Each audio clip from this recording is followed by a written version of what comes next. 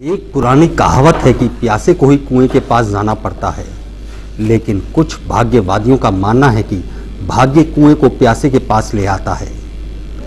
पीले रंग के चलते फिरते ठेले जिन पर प्रभु श्रीनाथ जी का चित्र अंकित है, यह प्रभु की महिमा है अथवा प्यासे का भाग्य कि उसकी प्यास बुझाने कुआं स्वयं उसके पास चला आ रहा है।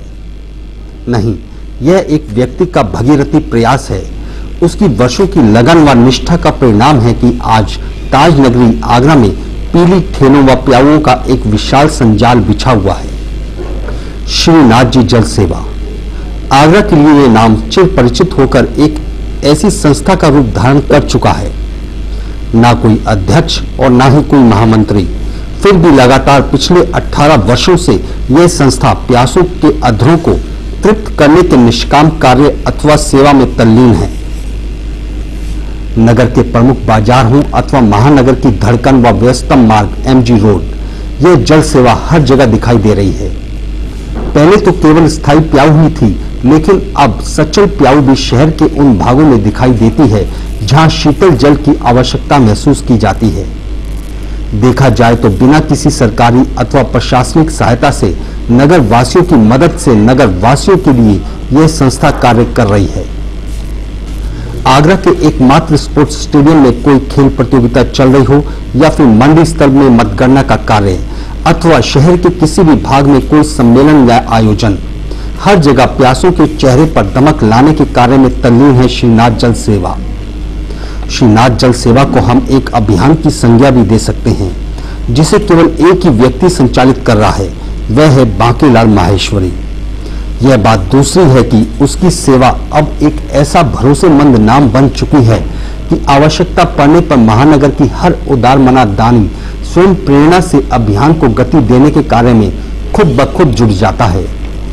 इस सेवा ने यह विश्वास यूं ही नहीं अर्जित कर लिया, इसके पीछे माहेश्वरी की बरसों की मेहनत है। इन दिनों शहर में स्थायी व अस्थायी रूप से 65 प्याऊ प्यासों का पानी पिला रही हैं। इसके अतिरिक्त सर्दियों में रैन बसेरा व लंगड़े की चौकी पर एक निःशुल्क चिकित्सालय का संचालन भी एक व्यक्ति के रूप में स्थापित संस्था श्रीनाथ जी जल सेवा द्वारा किया जा रहा है। इस सेवा की कल्पना हुई वर्ष 1985 में। आगरा बर्तन भंडार वाले नरेंद्र सिंह सुराना के साथ बांकेलाल माहेश्वरी की रोजमर्रा की बातें चल रही थी। बातों बातों में जल सेवा शुरू करने का निश्चय व्यक्त किया गया। तय हुआ कि शुरुआत इमरजेंसी के सामने बर्फ व ठंडे पानी की व्यवस्था से की जाए, जिससे मरीजों व उनके साथ आए तीमारदारों को कुछ राहत मिल जाया करे। यह निश्चय कार्य रूप में परिवर्तित हुआ और इमरजेंसी के सामने तख्तों पर आइस बॉक्स में बर्फ रखी गई व पानी पिलाने का कार्य प्रारंभ हुआ। लेकिन कुछ लोगों ने इसका नाजायज लाभ लेना शुरू कर दिया। पानी की प्यास दूध से, मठे से या घी से नहीं बुझ सकती, पानी से ही बुझ सकती है। सबसे पहली प्याऊ आगरा कैंट, आगरा फोर्ट, राजा मंडी और इमरजेंसी और गड्ढे इमरजेंसी और टंकी वाले वार्ड के अंदर हॉस्पिटल में लगाई थी। उसके बाद ये संस्था आगे बढ़ती चली, जिससे यह सेवा 2-3 बरस चलकर गड़बड़ा गई। वर्ष 1987 में आगरा के राजा मंडी स्टेशन पर छत्तीसगढ़ ट्रेन का भयंकरतम एक्सीडेंट हुआ। इस एक्सीडेंट की जानकारी स्टेशन की समीपवर्ती बस्तियों में प्रातः 6 बजे हुई। बांकेलाल माहेश्वरी का निवास भी राजा मंडी स्टेशन के नजदीक ही था। जल सेवक माहेश्वरी अपने अड़ोसी पड़ोसियों को एकत्रित कर तत्काल राहत कार्य में जुट गए। स्थानीय लोगों ने आपस में चंदा करवा घरों से बाल्टी लोटे एकत्रित किए व घायलों को पानी पिलाने के कार्य में जुट गए। उधर से मालगाड़ी आ रही थी जो कि सिटी स्टेशन के लिए जा रही थी और इधर से दिल्ली से आने वाली छत्तीसगढ़, दोनों आपस में टकरा गई और बोगी ऐसे करके हो गई। और उसके बाद में उसमें पतंगे भरी हुई थी, लगेज बोगी जो है वो सब माल निकाला गया। हम लोगों ने जैसा हमसे जिस तरह से हमको जो सिविल डिफेंस में सिखाया गया था उस समय, तो हमने अपने तरीके से कार्य किया। तो यहाँ पर हमारे जितने भी क्षेत्रीय लोग थे और उस समय लाइन मतलब लोहा मंडी साइड के जैन समाज के लोग और यहाँ के राजा मंडी पुराना स्टेशन और किदवई पार्क के लोगों ने जिसको जैसा दिखा, पानी के लिए मटका है, बाल्टी है, भगोना है, डोलची है, ये सब लेकर उनको जैसे भी राहत दी जा सके राहत दी। यहाँ की पब्लिक ने जाके, यहाँ की जनता ने जाके राहत कार्य किया था। अपने हाथों से मैंने खुद भी और भी यहाँ की जनता है, उन्होंने जाके पब्लिक को, जो घायल थी, एक्सीडेंट थे, जो मर चुके थे, उनको अपने हाथों से बाहर स्टेशन पर स्ट्रेचर पे लगाया और पानी की सुविधा करी। जो सुविधा हो सकती थी यहाँ की जनता से, वो पब्लिक ने करी। बांकेलाल जी, आप हमें बताइए कि आपने अपनी ये निशुल्क जल सेवा कैसे और क्यों प्रारंभ की? ये सेवा श्रीनाथ जी निशुल्क जल सेवा का नाम तो बाद में पड़ा है। सबसे पहले नरेंद्र सिंह सुराना आगरा बर्तन भंडार वाले हमारे घर आए, उन्होंने कहा भैया कुछ समय ऐसा निकालो जो कुछ परमार्थ सेवा का काम हो सके। बोले हमारे संग चला करो, जल्दी उठा करो। तो हमने कहा ठीक है भैया, तुम्हारे संग चलेंगे। देखा तो सबसे पहले हमने एसएन मेडिकल कॉलेज में इमरजेंसी वार्ड में बर्फ के टुकड़े रखे। गर्मियों का दिन था, जो लोग तामादगी बीमार लोग आते थे, बच्चे वगैरह वैसे, तो उनको बुखार भी बहुत तेज थे, तो उन दिनों बर्फ के टुकड़े हमने लिख दिया निःशुल्क बर्फ, जिसको मरीज को चाहिए वो चाहे जितनी यहाँ से उठाए और ले जाए।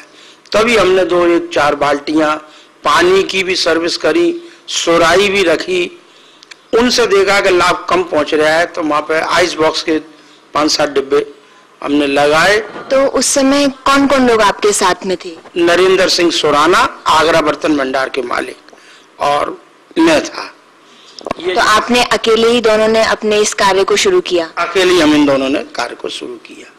तो आपने इसका नाम श्रीनाथ जी निशुल्क जल सेवा ही क्यों रखा? कोई और भी नाम हो सकता था? श्रीनाथ जी निशुल्क जल सेवा हमने इसलिए रखा कि हम श्रीनाथ जी के सेवक हैं और ठाकुर जी की सेवा में हम लोग श्रीनाथ जी को ही मानते हैं, इसलिए नाम को हमने रखा है।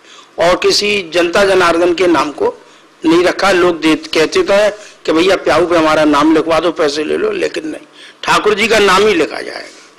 तो आपकी इस सेवा में तो क्या क्या साधन या कौन कौन से लोग शामिल हैं इस वक्त? इस वक्त तो सभी, पूरा जनता का इसमें सहयोग बहुत है। तो पैसे से हमारे को खर्चा लगता है, 100 आदमी हमारे पास लेबर लगी हुई है, बर्फ का खर्चा, प्याऊओं का खर्चा, तो उसमें हमारे को करीब करीब सभी जनता का पूरा सहयोग मिल रहा है। निश्चित मुझे बहुत खुशी भी है और मैं बड़ी शुक्रगुजार हूँ ऊपर वाले की, और घर वालों का बहुत सहयोग है उसमें। उनकी धर्मपत्नी का भी बहुत सहयोग है, और उनके परिवार में जितने लोग हैं पिछले 25 सालों से धीरे धीरे करके सहयोग है सभी लोगों का। लेकिन एक बात की शिकायत है कि आगरा के जितने सरकारी तौर पर या जो काम है वो ज़रा कम सहयोग देते हैं उनको। इसके बारे में मेरे पापा बहुत प्रयासरत है, आगे भी हो सकता है कि उनको बहुत सारी चीज़ों में ये मिलेगी। लोगों का क्या समर्थन होता है इसमें? लोगों का समर्थन तो है, जिस समय बड़े बड़े ऑटो आके रुकते हैं और पानी पीने के लिए गरीब लोग आते हैं, वो बहुत आशीर्वाद देते हैं कि तुम बहुत बड़ा काम कर रहे हो, क्योंकि पानी बहुत महंगा, और आगरा में पानी की तकलीफ बहुत ज़्यादा है, पानी मिलता नहीं है आगरा में पानी की बहुत तकलीफ है। लोग पापा बहुत सारे घरों में जा के कोठियों पे भी उनसे कहते हैं कि आप हमें 2-3 घंटे के लिए मोटर चला के हमारे लड़के आएंगे पानी भरने दें। तो होता है बहुत सारे, लेकिन कई बार प्याऊ से पानी गिरने लग जाता है, तो उन पापा को बोलते हैं कि अरे क्या बांकेलाल जी तुम्हारे यहाँ से पानी गिर रहा है। मेरे पापा खुद झाड़ू लेके वहाँ पे थोड़ी बहुत सफाई करते हैं कि नहीं आपको तकलीफ नहीं होनी चाहिए। ये सबसे बड़ा बात है कि वो इतने बड़े लेवल पे काम कर रहे हैं अकेले हाथों में बड़े। सबका सहयोग होता है, सिर्फ पैसे से भी है थोड़ा बहुत, लेकिन खुद होके करना सुबह से रात तक इसी काम में प्रयास रहते हैं। सब चारों तरफ भिजवाना, पत्रिकाओं के माध्यम से, आगरा समाचार के जितने भी हैं, ये खास बात है। तो आप ऐसे मौके पर नागपुर वासियों को क्या संदेश देना चाहेंगे? नागपुर वासियों को वैसे यहाँ पे बहुत बिल्कुल भी प्याऊ बिल्कुल भी नहीं है, अभी भी स्टेशन पे भी बिल्कुल प्याऊ है, फिर भी उसको पूरी ख़राब हो गई है, और उसमें गंदा पानी व्यवस्था बहुत ख़राब है, और बिस्लरी की पुरानी बोतलों पे नल से ही पानी भर के दिया जाता है। यहाँ की समाज सेवी संस्थाएं हैं, उन्होंने थोड़ा बहुत काम करने की शुरुआत की है, तो अगर वो किसी इस कार्यक्रम के माध्यम से अगर थोड़ी कोशिश करें तो अच्छा हो जाएगा। ये वर्ष 1987 का मई का महीना रहा होगा।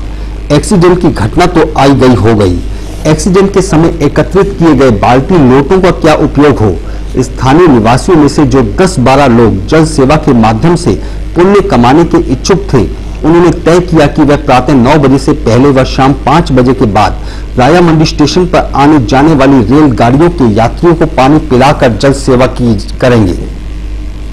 10-15 के समूह ने कार्य प्रारंभ किया व अकेले बांकीलाल माहेश्वरी ने इस कार्य को एक सांस्थानिक सेवा के रूप में परिवर्तित कर दिया।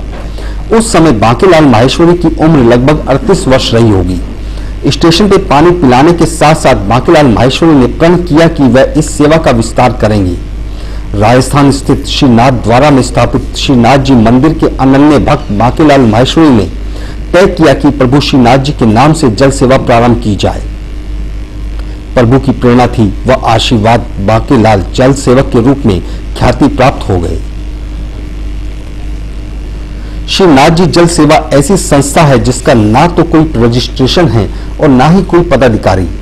वन मैन शो ही इसे कहा जाएगा, जो पिछले 18 वर्षों से दिनों दिन प्रगति कर रहा है। अब प्रश्न उठता है कि यह सेवा एक संस्था के रूप में कैसे परिवर्तित हुई।